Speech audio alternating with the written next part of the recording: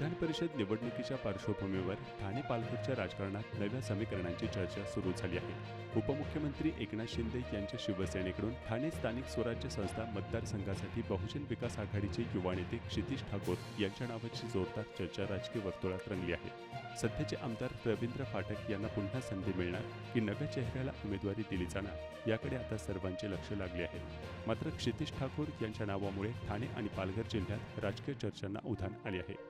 वसई विरार परिसरात बहुजन विकास आघाडीचा प्रभाव लक्षात घेता आगामी निवडणुकांसाठी मतांची मजबूत बांधणी करण्याच्या दृष्टीने ही रणनीती आखली जात असल्याचं बोललं जात आहे। दरम्यान महायुतीत नवे राजकीय समीकरण तयार होण्याची शक्यता व्यक्त केली जात असून बहुजन विकास आघाडी आणि शिंदे गटातील वाढती जवळीकही चर्चेचा विषय ठरत आहे। त्यामुळे आगामी काळात ठाणे पालघरच्या राजकारणात मोठ्या घडामोडी घडण्याची शक्यता वर्तवली जात आहे।